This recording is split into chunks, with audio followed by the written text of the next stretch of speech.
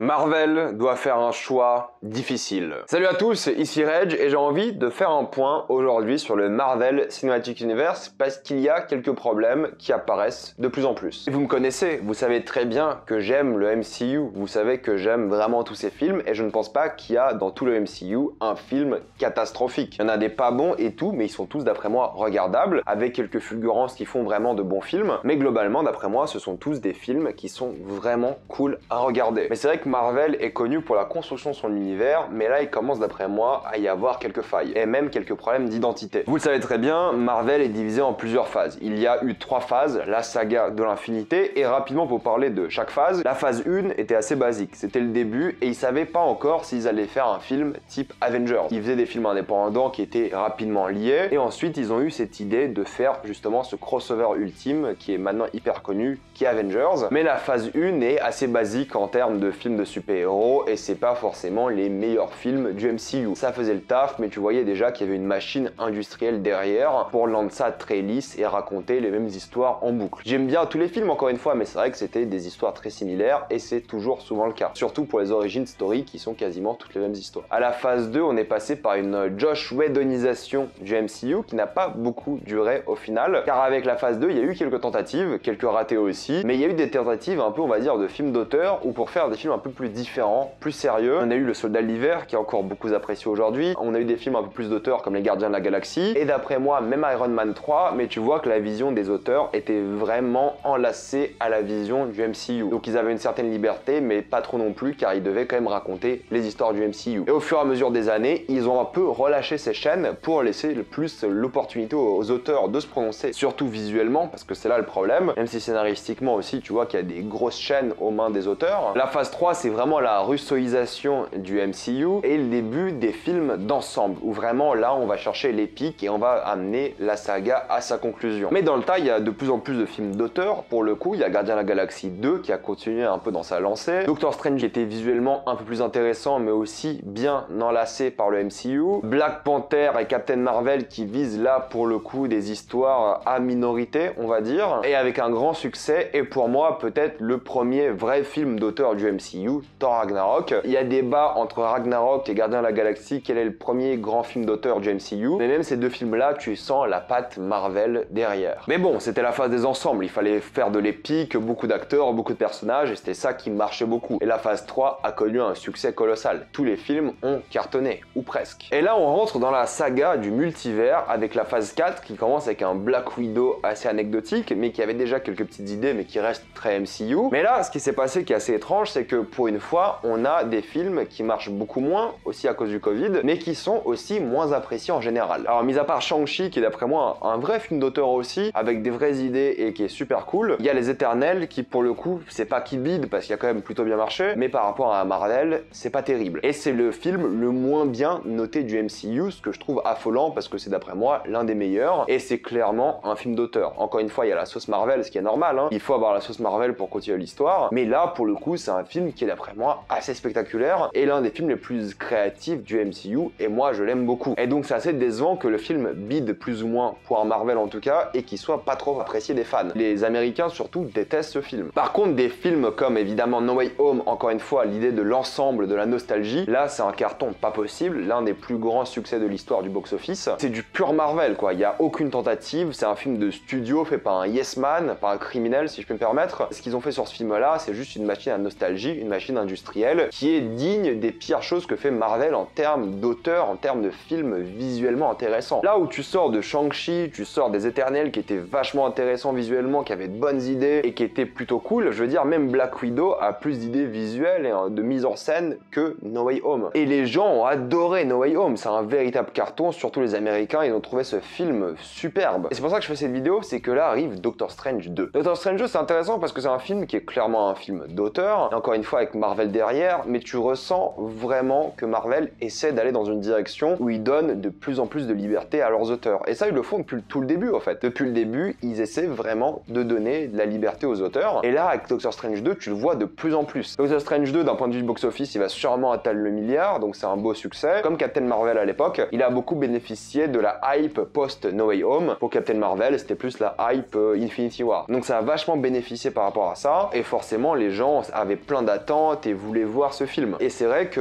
visuellement c'est pour moi un vrai kiff. Doctor Strange 2, j'ai vraiment beaucoup aimé le film, mais c'est vrai que encore une fois c'est l'un des films un peu les moins appréciés du MCU, et au fait c'est là que je pense que le MCU a un problème d'identité. Est-ce qu'ils veulent laisser les auteurs faire des films de fous? Est-ce qu'ils veulent continuer avec des films vraiment industriels et des films vraiment d'ensemble avec plein d'acteurs, plein de nostalgie? Parce que j'ai peur que le multivers, cette saga du multivers, devienne un festival de caméos. J'ai pas envie de ça, et je pense que personne n'a envie de ça. Il y a eu quelques références, des caméos à droite à gauche, mais c'est clairement pas intéressant d'après moi. Il faut pas que cette saga du multivers devienne ça. Parce que d'un point de vue des séries télé, c'est clairement des séries d'auteurs. Tu vois beaucoup moins la patte Marvel, et même s'il y a la continuité pour créer un monde, c'est clairement des séries qui se permettent des tentatives artistiques, et c'est super intéressant. On l'a vu avec WandaVision, Loki et plein d'autres. C'est des séries qui sont artistiquement plus intéressantes que beaucoup de films. Et avec les films, ils essayent aussi. Ils donnent à des vrais auteurs le potentiel de faire des vrais films, et ils essayent de vraiment donner une vraie perspective à ces films. Mais quand tu vois que la majorité des films auront une suite, mais Les Éternels n'a toujours pas été renouvelé. Peut-être qu'ils ne comptent pas faire Les Éternels 2, mais les ramener dans plein d'autres films. Mais c'est dommage parce que Les Éternels, quand tu regardes le film, il y avait du potentiel de fou. Et il y avait plein d'histoires à raconter avec. Et ils l'ont toujours pas renouvelé. Et ça, c'est un peu bête, d'après moi. Donc là, Marvel, ils se demandent vraiment, est-ce qu'on continue avec les auteurs ou le fanservice, la nostalgie et des trucs qu'on sait sont faciles à faire, faits par des yes man et qui vont rapporter plein de pognon. Et cette phase m'inquiète un peu. Parce que de plus en plus, leurs films font moins d'argent, ça se ressent un peu. Certes, Les Éternels, c'était pas le film qui allait faire plein d'argent parce que c'était aucun personnage connu, mais Les Gardiens de la Galaxie, c'était pas connu non plus, mais pourtant ça fait plein d'argent. Je sais qu'il y a le Covid et c'est compliqué, mais quand même. J'ai l'impression aussi que le MCU matrix beaucoup de personnes, c'est-à-dire qu'il y a des gens, ils étaient sur Twitter récemment en train d'adorer le fait que Deadpool ait un vrai costume et pas un costume fait en image de synthèse. Dans les vrais films, ils portent des vrais costumes normalement. Et le futur me fait un peu peur parce que d'un côté, je sais que Love and Thunder, ça va être un pur film d'auteur super kiffant, mais Wakanda Forever,